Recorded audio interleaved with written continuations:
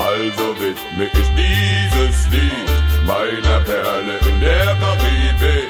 Keiner macht mich so glücklich wie sie.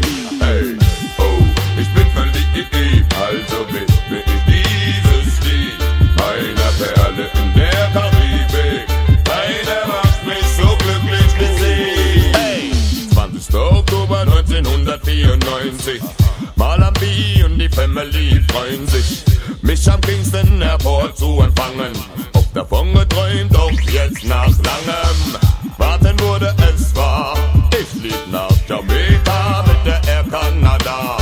Die anderen sind schon da und bei mir ist nach der Passkontrolle alles klar. Ich sag dir, oh, ich bin verliebt, also widme ich dieses Lied meiner Perle in der Karibik. Keiner macht mich so glücklich wie sie. Hey, oh, ich bin verliebt, also widme ich dieses Lied meiner Perle in der Karibik. Keiner macht mich so glücklich wie sie. Von dem AP machen wir uns auf den Weg durch die Hauptstadt in Richtung Robins Bay. Während einer von der Masse feinen Spliff dreht, kann ich immer noch nicht glauben, dass ich hier stehe. Im Geburtsort von Bob Marley oder einem großen Mann wie Marcus Garvey. Trink ich Krokodiljuice und probier Sugarcane und ich finde es so wunderschön. Oh, ich bin verliebt, also widme ich dieses Lied meiner Perle in der Karibik. Keiner macht mich so glücklich wie sie.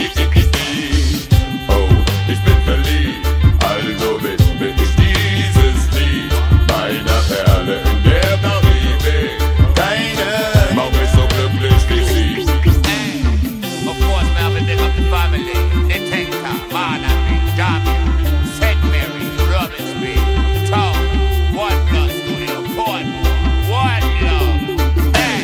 Jamaika, du machst mich glücklich und es betrügt mich, dich nicht sehen zu können, doch müsste ich illegale Sachen machen, um dich zu sehen. Also warte dich und weißt, du kannst verstehen, dass es nicht leicht ist, wo ich herkomme. Die Rastas nennen es nicht umsonst Babylon.